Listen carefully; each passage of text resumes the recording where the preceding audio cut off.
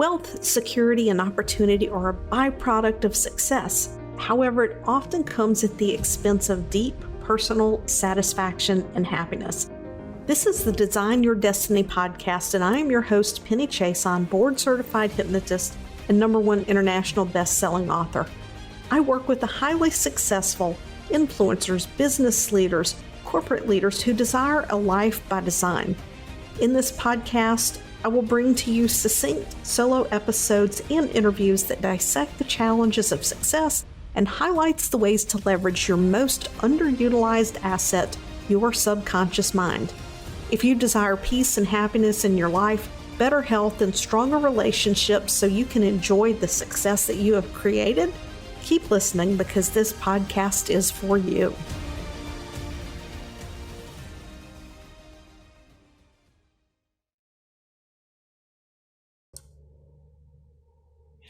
Hey, is it time for you to go from perfectionism to peace? It's Penny, and I'm back with another episode of Design Your Destiny, and we're going to dive into perfectionism today. So if you're new to listening to me, I do not script these episodes. I don't sit here and I have bullet points because I share based off of my experience from thousands of sessions with clients who are looking to have a more fulfilling life and, to be able to do that while creating a successful business, while creating wealth, because we can have both. And I think to some degree, we can fall into the trap of the old, I'm going to say it, patriarchal paradigm that you have to hard work, hustle, and you have to sacrifice to have wealth and success. That simply is not true. It depends on how you choose to structure and follow your life. But back to perfectionism now, okay? Perfectionism is one of these things that is a protective mechanism within a mind. We're wired to survive or thrive.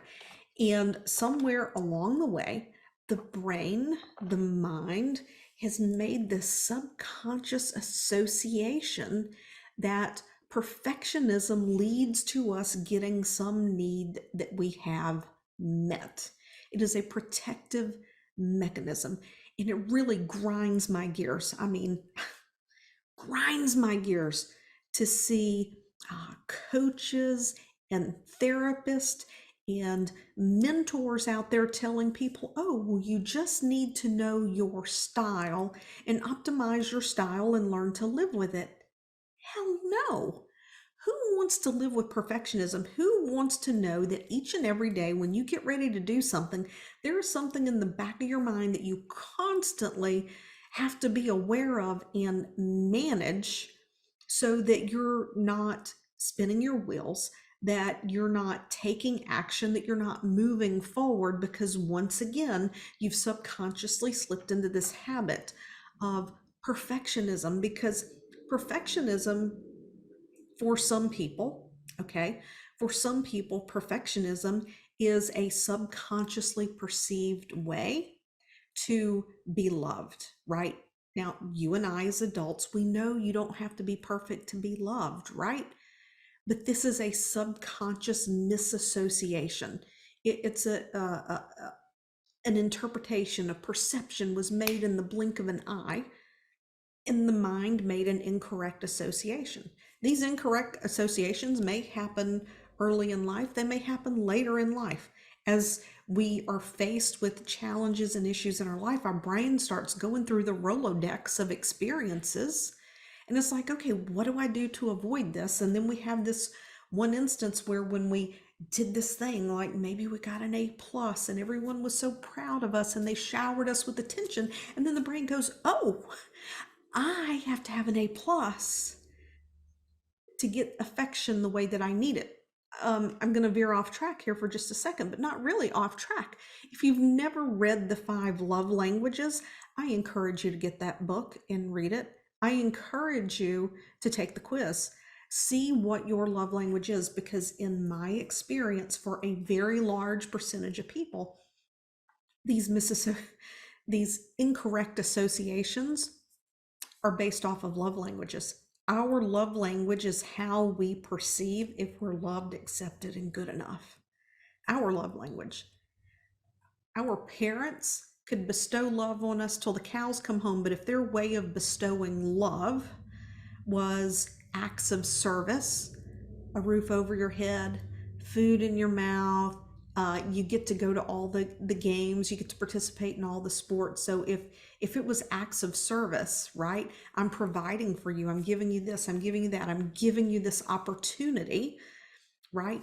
But your love language is physical touch, and your parents were never exposed to that. So they don't hug a lot, those kinds of things. If your parent wasn't the type of parent that loved to snuggle with you on the couch when you watched a movie when you were a kid, we can incorrectly, at a core level, our mind is perceiving that a need is not being met. And I know that feels insane, but it is. So then you get this A plus on a test or a project, and you are just heaped with love and affection and congratulations and hugs, and you're getting that physical touch that you need to feel your love. Then down the road, right, something happens and we're having a need that's not being met, and the brain goes, oh, wait a minute, when I got the A plus, my needs were being met. Let me get the A plus. So then subconsciously, in order to avoid an unpleasant situation, your mind deploys the mechanism of perfectionism. Now, that's not the only way that happens. Sometimes perfectionism comes in. We can have, there can be a range of situations, okay? I'm going to give some examples. This list is by no means not all inclusive. There are people who experience trauma in their life. Maybe their parents argue a lot. Maybe they have a parent who experiences substance abuse.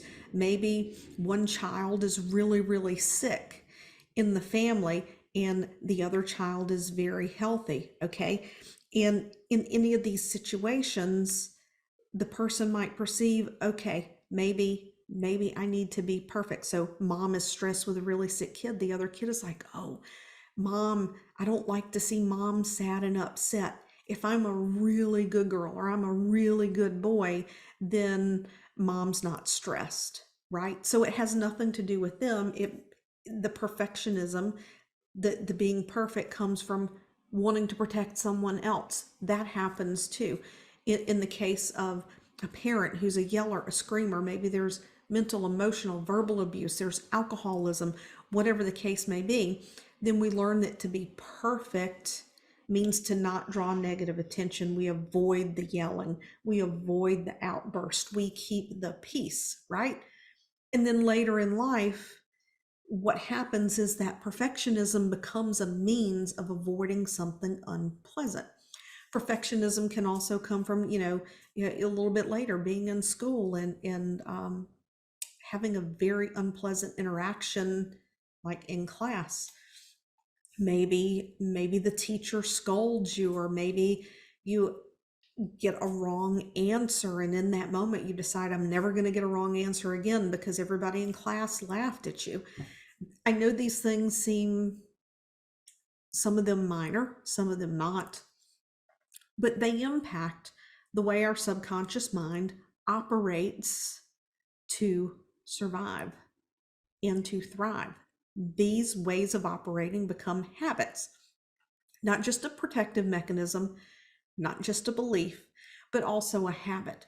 And this is why it's so important, if you're having issues with perfectionism and it's truly impacting your performance and those things, the first thing you have to do is you have to develop an awareness and recognize when it's happening, because perfectionism can be a habit and not be a belief, right? So if it's a pure habit, it's going to be pretty easy to overcome, but it's going to take some consistency. And where that can come from is a very high value skill, is a or quality or characteristic, is a quest for perfection. The quest for perfection is not the same as perfectionism. Okay, The quest for perfection is just always looking to grow and evolve yourself, your brand, whatever, right? Because perfection doesn't exist. Perfectionism is when we feel it's not good enough, we're not good enough, we can't do it until it is perfect, right? And perfectionism is just, it's something that's really, it doesn't feel very healthy. So perfectionism can start as a habit where you're trying to make things perfect. You understand the purpose of making things better, but it becomes perfectionism when it comes to the point that we're not getting anything done. We're getting in our own way. Stuff isn't happening because we're caught in this place. So the first thing is to get your awareness and like, oh, I'm doing this again. If it's a habit and nothing more and there's no emotion behind it, you're like, why am I doing this again? And if you're not experiencing fear, if you're not thinking, what if it's not good enough? If you're not thinking, well, what is my audience going to think? If you're not thinking, well, this whole launch is going to fail if I don't get this done, this product is going to fail. If you're not caught up in that fear response and it's just, and you're like, oh, I don't need to do that. What is my minimum criteria for putting this out? Check, check, check. Let's move. Let's go next thing. But if it's a protective mechanism and there is a belief under there, you're going to be having those thoughts and you're thinking, oh my gosh, I can't put this out there. What are people going to think? You start feeling emotions in your body. Then it's time to explore something different that might be there, right? Because this can spill over into a lot of areas of your life and you don't even realize it. And, it can affect the way that you interact with your children, your expectations of your children, your expectations of people around you. So this is about more than your business. This is about more than what you're creating in the world. This is about you. It's about your life. It's about fulfillment. And you do not, I'm going to say it again, you do not have to live with perfectionism. It's not something that you have to manage. It's not something you have to be afraid of. It is something that you can neutralize and let go of. It's just about removing these associations that perfectionism has anything to do with who you are as a person, and to get rid of this idea that it's serving you in a positive way and protecting you from that tiger hiding out in the bush, because our brain just doesn't know the difference in what we're facing in everyday stress and what we're facing in our life and business. The stress response is the stress response. It just doesn't know. So if you're ready to stop living with perfectionism, if that's something that's getting in your way, I would love to have a chat. There might be some way that I could support you. I work with clients in a number of different ways, one-on-one and in group. All you have to do is book a call. You and I can chat. We can see if you feel like I'm someone that you would like to work with. I can get an idea if you're someone that I can help win and overcome this in your life, and then we can move forward from there. All you have to do is go to the website, pennychason.com, go to the Work With Me page, and fill out, it's really not even an application, just a couple of short questions, and then book your call and let's have a chat. It's 30 minutes that will change your life. I've never had anyone get off of that 30-minute call and not have some value out of it. So if you're ready to do this work, if you're ready to make that investment in yourself, be it one-on-one or group, and it's time for things to change, then I would love to chat with you, because there is something so magnificent and something so much better on the other side of perfectionism and people pleasing and all of these things that can happen.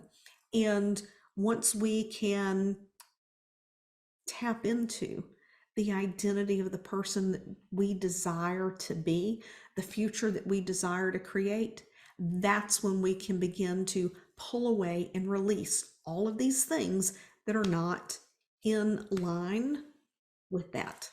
I'll see you next week.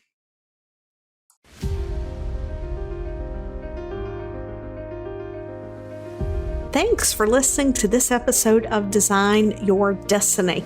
I would love to know what resonated most with you.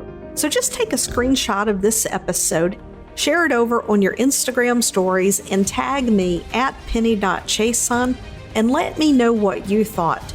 Also, if you head over to iTunes and you leave a positive review, it helps this podcast to help reach even more people, making a difference, elevating humanity and mankind.